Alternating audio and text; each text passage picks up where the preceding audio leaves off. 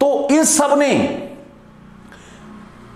से बनाया कि एक नारी का निर्माण किया जाए, ऐसी नारी का निर्माण किया जाए जिसमें हम सभी की शक्तियां निहित हो, जिसमें इंद्र की वज्र की ताकत हो, शिव के त्रिशूल की शक्ति हो, विष्णु के चक्र की ताकत हो।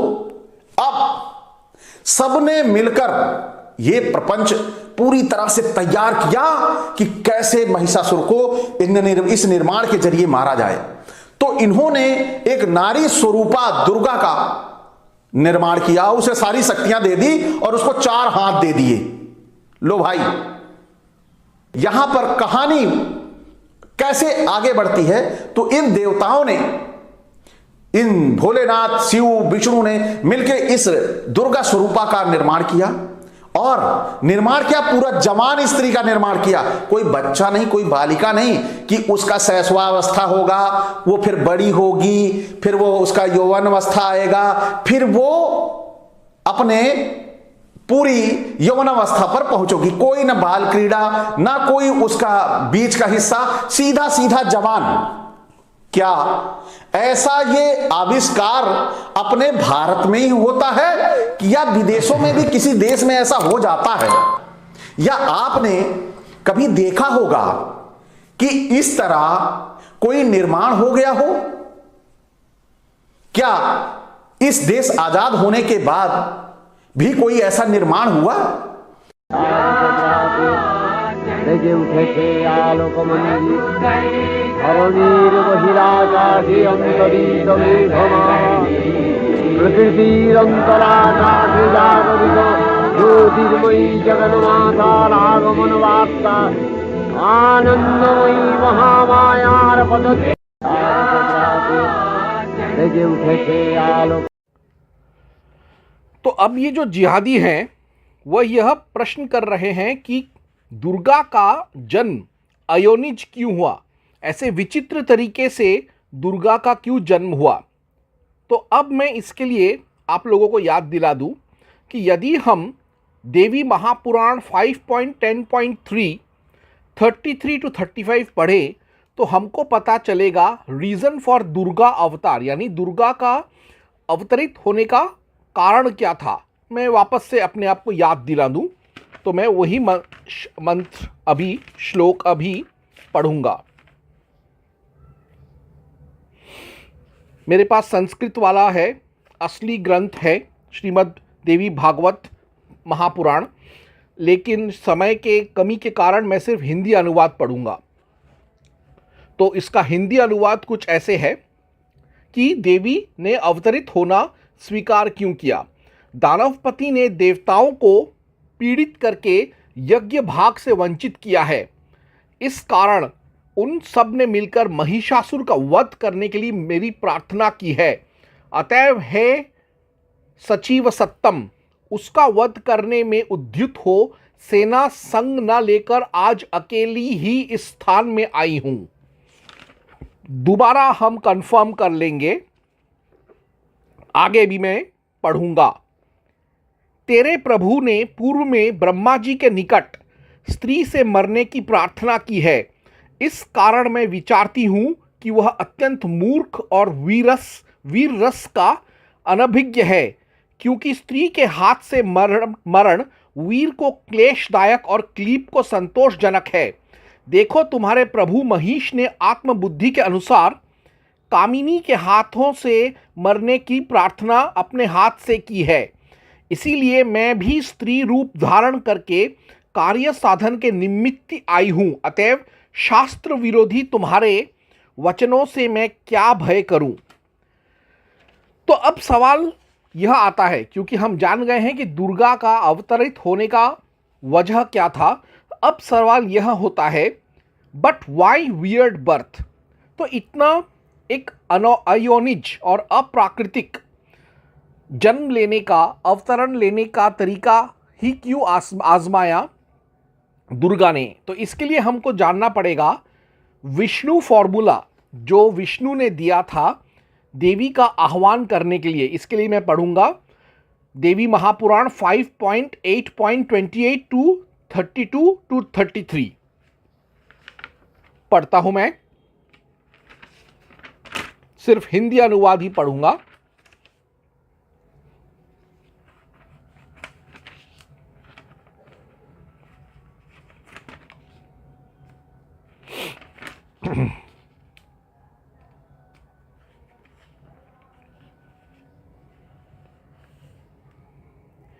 यदि इस समय देवताओं की निज निज शक्ति के अंश और रूप से कोई वरारोहा रमणी उत्पन्न हो तो वह ललना बलपूर्वक उसका नाश करे। हम लोगों की शक्ति के अंश से नारी के निर्मित होने पर वह शत शत माया विशारद बल दर्पित महिष का संहार कर सकेगी। अतएव तुम लोग अपनी अपनी स्त्री के संग मिलकर तेजस अंश के निकट प्रार्थना करो कि उत्पन्न हुआ सब तेज मिलकर स्त्री रूप हो। तब रुद्रादि देवताओं के त्रिशूल इत्यादि जो जब दिव्य अस्त्र हैं, हम सब वह सब आयुध उनको देंगे। इसके उपरांत वह नारी संपूर्ण तेज पुंज से परिपूर्ण होकर संपूर्ण आयुध धारण पूर्वक मदगर्वित दुष्ट स्वभाव पापिष्ट असुर को विनाश करेगी। व्यास जी बोले, देवेश, विष्णु के इस प्रकार कहते ही ब्रह्मा जी के मुखमंडल से स्वयं ही अति दुस्सह तेज राशि प्रादुर्भूत हुआ। वह तेज पद्म रागमणि के समान रक्त वर्ण, कुछ एक शीतल और उष्ण सुंदर अवयव युक्त और मरीचि माला से मंडित था। हे महाराज, विपुल विक्रम महात्मा हरि और हर भी उस निकले हुए तेज को देखकर आश्चर्य में हुए। इसके पीछे फिर शंकर के शरीर से जो अति अद्भुत विपुल तेज निकला, वह रौद्र वर्ण भयानक दुस्सह और अत्यंत कष्ट से भी नहीं देखा जाता था। वह पर्वत के शिखर के समान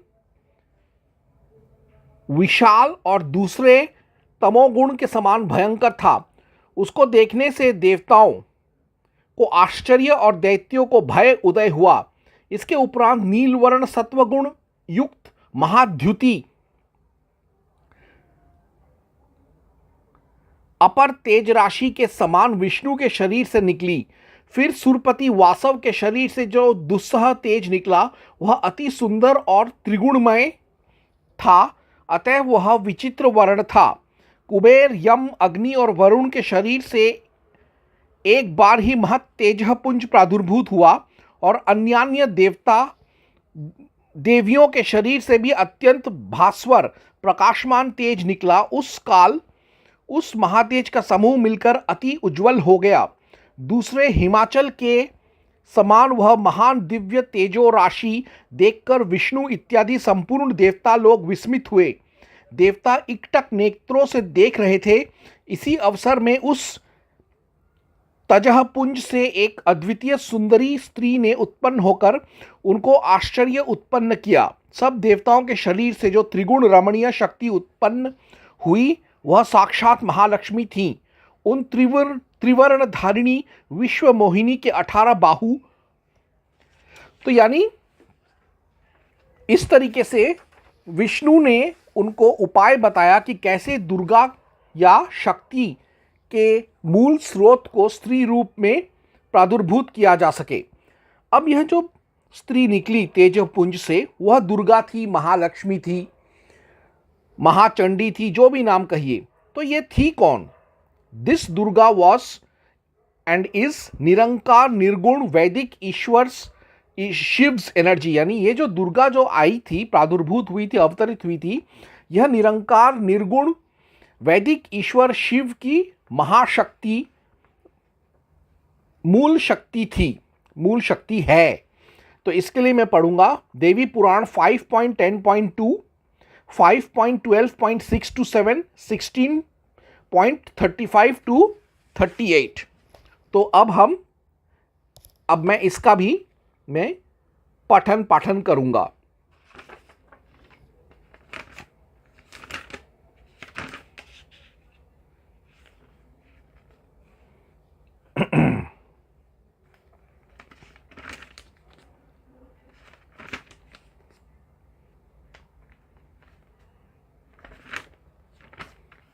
यहां देवी खुद कहती है, हे मंत्रीवर, मुझको देवताओं की जननी जानना चाहिए। मेरा नाम महालक्ष्मी है। मैं ही संपूर्ण दैत्यों का संहार करती हूँ। यानी यह सारी देवताओं की माता है। और आगे और भी पढ़ेंगे।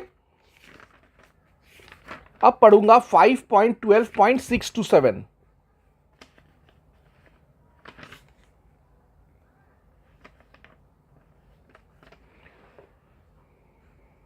यहां पर कुछ ऐसे आया है, विशेषकर मैं फिर पति की अभिलाषा नहीं करती, क्योंकि मेरा पति वर्तमान है, वह सबके निग्रहानुग्रह में समर्थ है, वह समस्त कार्यों के कर्ता होकर भी अकर्ता है, वह सबके साक्षी स्वरूप निश्चल और निष्प्रिय, निर्गुण, निर्मम, अत्यंत, अनंत, निराश्रय, निरावलंब, सर्वज्ञ, सर्वगामी, पूर्ण और पूर्णाशय शिव है।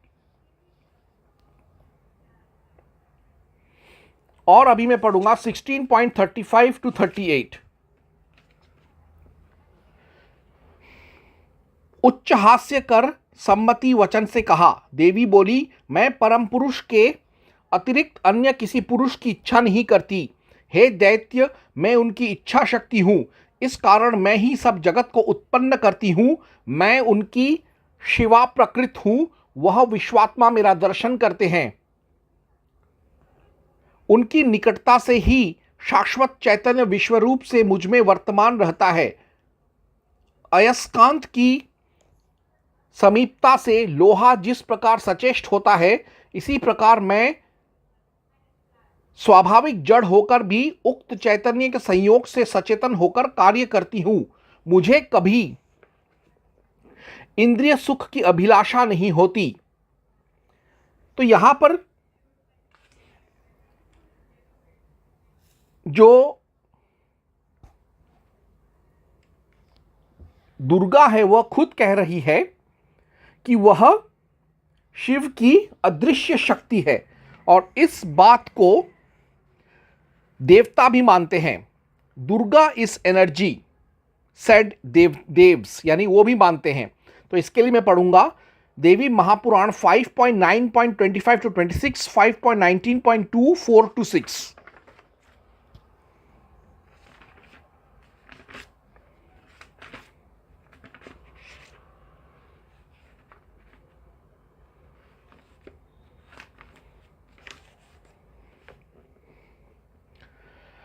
देवता कहते हैं, जो पृथ्वी के अंतर में वास करती है, किंतु तो भी पृथ्वी जिनको नहीं जान सकती, और पृथ्वी के अंतर रहकर जो अपना कार्य होने से उसको नियमित करती है, उन्हीं पर देवता ईश्वरी की वंदना करते हैं। जो माया में वास करती हैं, तो भी माया जिनको नहीं जानती, किंतु माया के अंतर्वर्तनी होकर जो उस अजन्मा को कार्य में नियुक्त करती हैं, उन्हीं प्रेरित्री शिवा को हम नमस्कार करते हैं।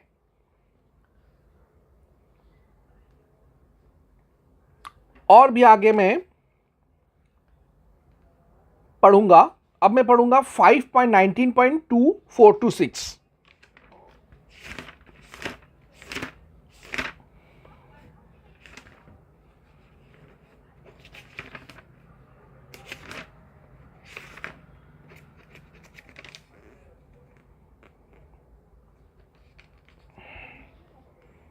श्लोक ऐसे है। देवता कहते हैं, विद्या, क्षमा, कांति, मेधा, अधिक्या, रुद्र शक्ति, गिरिजा और ईश्वर शक्ति, उमा इत्यादि जो सब शक्तियां विद्यमान हैं, वे सब आप ही हैं। यह बात त्रिभुवन में किसी से छिपी नहीं है। आपकी इन शक्तियों के बिना कभी कोई कार्य नहीं कर सकता। हे भगवती, यदि आप धारण शक्ति ना होती तो कूर्म अनंत देव किस प्रकार पृथ्वी धारण करने में समर्थ होते। हे जननी, आप यदि पृथ्वी ना होती तो यह बहु भारपूर्ण सब जगत क्या अभी कभी अंतरिक्ष आकाश में रह सकता। हे जननी, जो मनुष्य ब्रह्मा, विष्णु, रुद्र, चंद्र, अग्नि, यम, वायु और गणेश इत्यादि देवताओं को स्तव करते हैं, वे निसंदेह आपकी माया के बल से मोहित है। हे देवी, ये देवता क्या आपकी शक्ति के बिना किसी कार्य के करने में समर्थ हो सकते हैं? बिल्कुल नहीं। तो यानी दुर्गा जो है वह प्रीमोर्डियल एनर्जी यानी आदि शक्ति है। वह मूल सृष्टि की शक्ति है। तो अब जब हम ये कहते हैं कि दुर्गा का जन्म दिया देवताओं ने, so what it means to say devs बिगैट Durga, तो इसका अर्थ होता है कि देयर एनर्जी मटीरियलाइज्ड।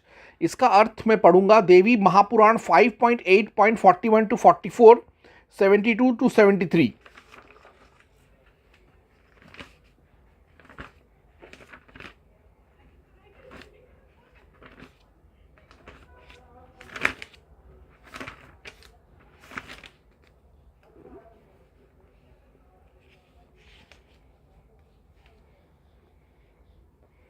तो मैं वापस आपको उसी श्लोक पर लेके जाता हूं कि जहां पर मैंने आपको दिखाया कि किस तरीके से सारे देवताओं के और देवियों के तेज पुंज से दुर्गा का अवतरित हुआ था। तो उसका एक और श्लोक है, वो मैं अभी पढ़ता हूं। उनकी जंघा और दोनों उरु वरुण के तेज से और विपुल नितंब पृथ्वी के तेज से उत्पन्न हुए। हे राजन, इस प्रकार देवताओं के तेजह पुंज से वह नारी उत्पन्न हुई। उनके सब अंग सुंदर, रूप अनुपम और स्वर अतीव मधुरता। तो सारे जो देवी देवता थे उनके तेज से दुर्गा का प्रादुर्भूव हुआ था, उनका सृजन हुआ था। तो जब हम यह कहते हैं कि देवी दुर्गा जो है वह उसको जन्म दिया देवताओं ने, इसका अर्थ यह होता है कि सारे देवी देवताओं में जो मूल आदि शक्ति था, जिससे वो खुद बने थे, जिससे वे खुद अपना सृष्टि कार्य करते हैं, उसी आदि शक्ति को उन्होंने बाहर निकालकर, उसका अंश को बाहर निकालकर देवी को प्रकट किया। यानी अपने सबके अंदर जो आदि शक्ति था उसको उन लोगों ने बाहर निकालकर, उड़ेल कर दुर्गा को उन्होंने सामने लाया।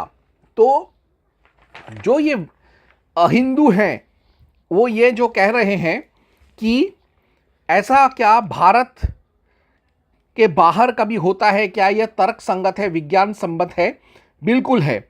दुर्गा का इस तरीके से तेज पुंज से निकलना ये बिल्कुल फिजिक्स के नियमों से मेल खाता है। फिजिक्स में एक नियम है, law of conservation of energy या एनर्जी कंजर्वेशन लॉ। इसके तहत यह कहता है कि शक्ति या एनर्जी इज अनक्रिएटेबल, ओनली ट्रांसफॉर्मेबल। अर्थात शक्ति को, एनर्जी को आप कभी नष्ट नहीं कर सकते, उसको कभी बना नहीं सकते, उसको सिर्फ एक माध्यम से दूसरे माध्यम में, एक पदार्थ से दूसरे पदार्थ में, एक अवस्था से दूसरे अवस्था में उसका रूपांतरित कर सकते हैं, उसको दे सकते हैं, लेकिन नष्ट नहीं कर सकते। ठीक वैसे ही देवी पुराण 5.8.41 to 44, 72 to 73 में मैंने दिखाया कि कैसे दुर्गा जो आदि शक्ति है, जो सारे देवताओं में सम्मिलित थी, उन लोगों ने अपने अंदर उस शक्ति को बाहर निकालकर इकट्ठा किया और उससे देवी का जन्म हुआ। यानी उन्होंने दुर्गा को क्रिएट नहीं किया, निर्माण नहीं किया, उन लोगों ने सिर्फ अपने अंदर के शक्ति को बाहर निकालकर उसे स्त्री रूप में प्रकट किया।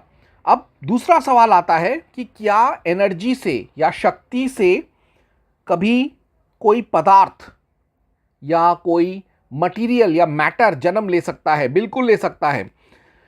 सर एल्बर्ट आइंस्टाइन ने एक फॉर्मूला दिया था, energy is equal to mass into C square, यानी E is equal to MC square. अर्थात यदि एनर्जी या शक्ति को प्रकाश की गति और उससे भी तेज अगर चलायमान या चलाया जा सके तो उससे मास, मैटर, पदार्थ जन्म ले सकता है। ठीक वैसे ही देवताओं ने अपने एनर्जी, अपने आदि शक्ति को प्रकट करके उससे स्त्री दुर्गा का उन्होंने सृजन किया। और जब उन्होंने अपने उस एनर्जी या शक्ति को बाहर निकाला तो उसे विद्युत की गति से भी रोशनी की गति से भी तेज गति से निकालकर मास मैटर स्त्री रूपी दुर्गा निमित्ति मास या मैटर को जन्म दिया, जैसा मैंने आपको पढ़ के सुनाया देवी महापुराण 5.28 to 32 में। अब इस चीज़ को एल्बर्ट आइंस्टाइन के समय और उसके बाद भी 1934 में सर ग्रेगरी ब्रेट और जॉन व्हीलर, दो फिजिसिस्ट थे, जिन्होंने यह साबित करके बताया कि रोशनी के फोटोन और आयन अगर आपस में टकराएं, यानी फोटोन और आयन कॉलिजन हो, तो उससे मैटर या एंटी मैटर जन्म ले सकता है। उन्होंने यह भी, इसको उन लोगों ने पेयर प्रोडक्शन कहा। तो अब जब मैंने साबित कर दिया कि दुर्गा का जन्म लेना का अर्थ क्या है, उसका वैज्ञानिक तर्क क्या है, तो अब यह जिहादी यह कहेंगे कि आयोनिज जन्म क्या सिर्फ भारत में ही होता है या भारत के बाहर भी होता है।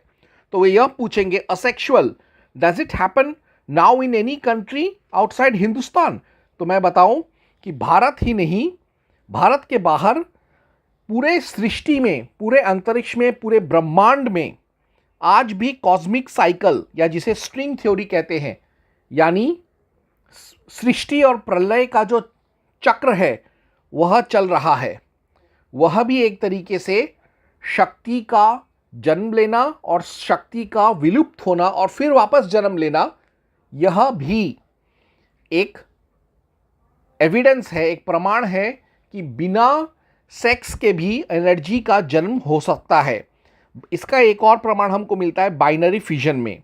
इसका तीसरा प्रमाण हमको मिलता है ब्लैक होल में, जहां कॉस्मिक क्रंच होता है, और साथ ही साथ ब्रह्मांड में कहीं और एक वाइट होल में बिग बैंग के जरिए ब्लैक होल और कॉस्मिक क्रंच का जो सारा शक्ति जो सिकुड़ गया था उसे वापस प्रकट किया जाता है वाइट होल और बिग बैंग, वाइट होल में बिग बैंग के जरिए। तो हाँ, इस तरीके का आयोनिज नॉन सेक्सुअल जन्म भी होता है एनर्जी का, और यही दुर्गा के अवतरण के समय भी देखा गया था। तो मैंने इन सारे प्रश्नों का जवाब विज्ञान और शास्त्र के आधार पर दे दिया। ओम हनुमते नमः।